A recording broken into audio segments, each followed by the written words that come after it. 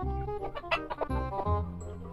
2, 4, 6, 8, 10, 12. So, mayroon po siyang 13 eggs na nililimliman. So, bumalik ka na sa loob para makontinue mo yung paglilimlim mo. Po silang 9 eggs mga ka-backyard na na-produce dito. So, ayan po yung bagong project ko ngayon mga ka-backyard na pre-sale hen. And then yung roster ko is Silver Sea Bright Bantam. So, ito naman yung parisan ko sa aking USLK. So, ang cock po dyan is red pile roster. And then, ang hen naman is pot trade hen. So, mayroon po silang 4 na itlog ngayon. Ay mga ka-backyard, isang mainit na umaga po sa ating lahat. So, ngayon, i-update ko sa inyo ang aking bantam na hen na ipinaris ko sa aking Silver Sea Bright na bantam. So ngayon, mayroon na po siyang mga sisiw. And then, pag-usapan naman natin kung ano ba ang sikreto ko. Bakit tuloy-tuloy ang produksyon ng aking mga alagang pansi chicken dito sa aking munting backyard kahit na mainit ang panahon. So yan ang pag-usapan natin ngayon mga ka-backyard. So kung bago ka pa lang sa aking YouTube channel, ask ako ng malaking favor sa iyo. Please like, share, and subscribe para lagi kayong updated sa mga ilalabas kong videos patungkol sa aking mga alaga dito sa bahay. So huwag na nating patagalin pa mga ka-backyard. Start na tayo.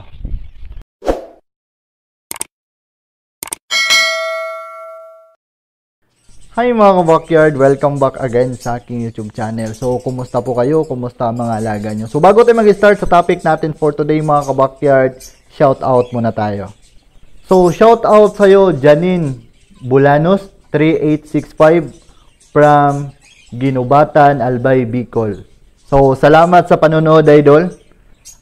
Happy breeding po sa mga alaga mo. Shout out sa iyo, Glenn Mayor 7279 from Albay, Daraga, Bicol. So, shout out sa iyo, idol. Maraming salamat sa panonood.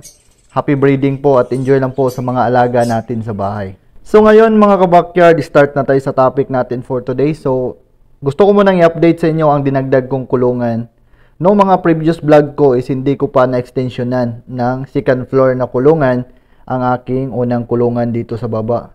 So ngayon, nagdagdag ako ng isang kulungan dito sa baba. So hindi ko na-update sa inyo dahil masyado akong busy.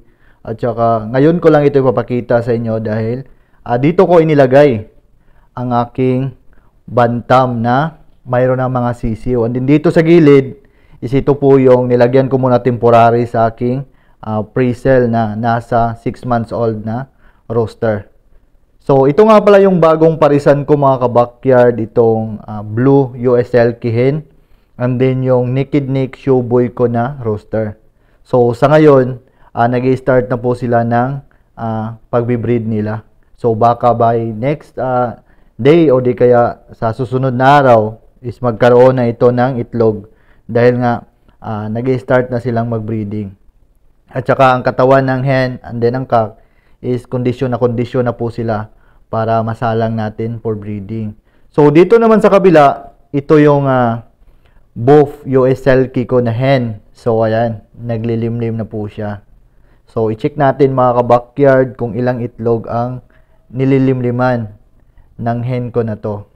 So, huwag kang mangagat. Tingnan ko lang yung itlog mo para makita natin. Makita din sa mga subscribers natin kung ilan ang nililimliman mo.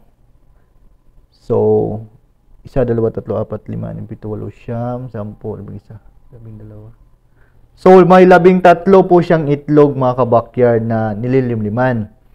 So, bumalik ka na sa loob para ma-continue mo na yung paglimlim mo. So, ang hen po na to mga ka-backyard is pangalawang bisis pa niya itong nag-limlim ngayon. Dahil nung una is nakaproduce sa akin ng 8 sisiw. So, ngayon, mayroon siyang 13 eggs na naibigay sa akin. So, dito naman sa taas, ito yung dinagdag kong kulungan. So, ang nakatira para dito ngayon is yung pre-sale ko na roster. So, dito ko muna siya temporary nilagay mga ka-backyard para exercise din siya. So, ito yung sinasabi ko sa inyo mga ka-backyard na bantam ko na hen, na ang breeder ko po dito is yung Silver Sea Bright bantam ko na cock. So, mayroon po siyang 6 na sisiw ngayon. So, dito naman sa kabila mga ka-backyard, ito yung project ko na pre-sale hen na pinarisan ko sa aking Silver Sea Bright Bantam na rooster. So, mayroon po silang 9 eggs ngayon mga ka-backyard at saka parang malapit na din ito maglimlim dahil ang hen is parang pumapasok-pasok na siya ng matagal sa kanyang paitlugan. So, ito po yung parisan na ito mga ka-backyard. So, ang ganda po ng postura nila.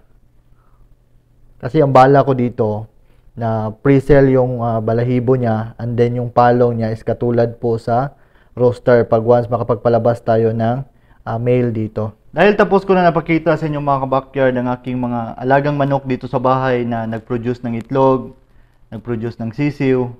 So ngayon, magbibigay ako ng 5 tips sa inyo kung paano mag-success ang breeding ng ating mga alagang manok sa bahay kahit na mainit ang panahon o kahit na summer na tayo mga ka-backyard. So unang tips ko sa inyo mga ka-backyard pag once nag-breeding kayo ng manok, dapat kondisyon ang kanilang katawan. Pinupurga nyo sila. And then, ang breeding age po dito sa aking mga alagang fancy chicken, pag once nagsasalang ako for breeding is nasa 8 months old po yung hen. So, bakit nga ba ganun ang edad sa pagsalang ko ng aking mga hen dito sa aking area mga ka-backyard? So, baka nagsasabi kayo na, ang tagal naman yan ka-backyard, bakit ganun? So, bakit ko ba ito ginagawa sa aking mga hen dito mga backyard? So ito ang aking dahilan. So ganyan ang aking practice dito sa aking munting backyard para hindi magkaroon ng egg binding ang ating mga alagang manok. Pag once kasi nagsasalang tayo ng batang manok na hen sa ating rooster, so wala namang problema ang rooster dyan mga backyard. Ang magka-problema po dyan is yung hen natin. Dahil nga, magkakaroon siya ng egg binding o yung pagbara ng itlog sa ating mga hen. So, para maiwasan natin yan mga ka-backyard, dapat, pag nagsasalang tayo ng hen sa ating mga rooster, is nasa 8 months old para safety yung ating mga hen at para makaproduce sila ng magandang itlog at magandang sisiw sa atin. So, pangalawa, dapat tamang oras ang pagbibigay natin ng patuka sa ating mga alagang manok. So, bakit nga ba importante ang tamang oras mga ka-backyard? So, sa ganitong estado, hindi mabibigla ang iyong manok dahil uniform yung time mo sa pagbibigay ng patuka sa kanila. For example, nagbigay ka ng 7 AM and then, pagka kinabukasan, nagbigay ka ng 11 AM. So, pag once ang manok mo is nasa breeding po siya, nagbibigay siya ng itlog sa'yo para produce mo na mga sisiw sa susunod na buwan. So, ang tendency po niyan, mag-stop po ang breeding o mag-stop po ang pagitlog ng iyong alagang hen dahil nga, nag-a-adjust na naman ang kanyang katawan sa pagbigay mo ng patuka sa kanya. So, para maganda ang resulta sa breeding mo sa iyong alagang manok, dapat uniform yung oras mo. Huwag mong iba-ibahin yung time sa pagbibigay ng patuka sa iyong alagang manok para hindi siya manibago. So, pangatlo mga ka-backyard, magbigay ng vitamins. So, bakit nga ba magandang magbigay ng vitamins? So, ano nga ba ang kalagahan ng pagbibigay ng vitamins sa ating mga alagang manok? So, importante po ang pagbibigay ng vitamins mga ka-backyard sa ating alagang manok. Lalong-lalo na ngayon na tag-init. So, kailangan po ng vitamins ang ating mga alagang manok para dagdag lakas sa kanilang katawan. So, ano nga ba ang gamit kong vitamins dito sa aking munting backyard? So, ang gamit ko pong vitamins mga ka-backyard is Bitmin Pro. So, hindi po ako sponsor ng Bitmin Pro mga ka-backyard. Sadyang ganyan lang talaga ang ginagamit ko dito sa aking area dahil subok ko na yan na maganda sa katawan ng aking mga alagang manok, maganda sa pag-produce ng itlog sa aking mga breeder. So, ang Bitmin Pro po is pag 1 bottle po yung bilhin nyo is nasa 600 po ang price. So, kung gusto nyo namang makatipid, mayroon naman silang sachet na tag 25 po yan. At saka, saan ba kayo makakabili niyan? So, pwede kayong makabili sa Agribit Supply. Marami po yan. Magtanong lang kayo sa mga Agribit Supply. Marami po silang stock na ganyan pag once gusto nyong magbigay ng vitamins na Bitmin Pro sa inyong mga alagang manok.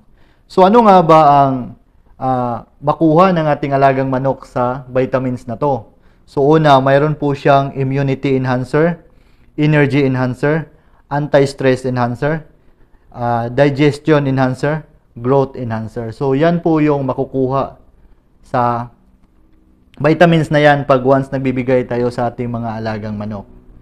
So, ang sunod is yung time. So, yan po yung pinaka-importante sa lahat mga kabakyard.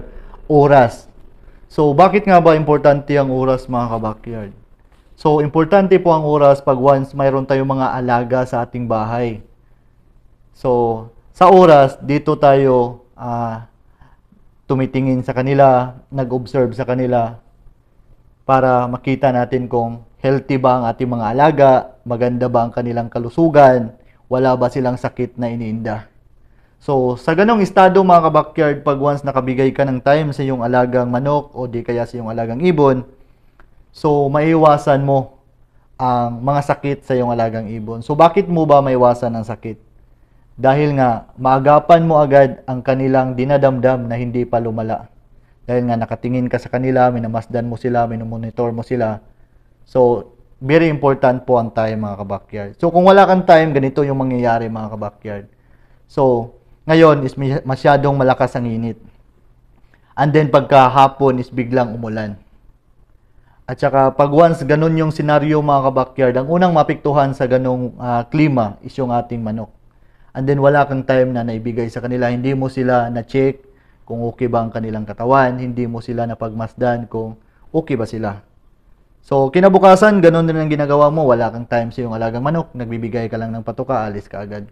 So, ang tendency po niyan, pag once dinapuan po ang iyong alagang manok ng ubo at sipon at hindi mo naagapan agad ng panglunas, so may posibilidad po na mamatay ang iyong alagang manok. So, sayang naman pag ganun ang nangyari sa ating mga alaga.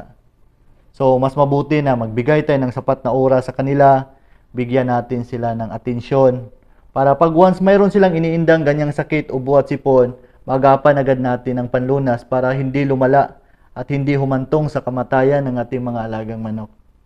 So, dito na magtatapos ang vlog ko mga kabakyard. I hope may natutunan kayo sa topic natin for today. Kung paano mag-success ang breeding sa ating mga alagang manok kahit na tag-init. So, don't forget to like, share, and subscribe mga kabakyard para lagi kayong updated sa mga lalabas kong videos patungkol sa aking mga alaga sa bahay. So, God bless po sa ating lahat mga kabakyard. Mag-ingat po tayo.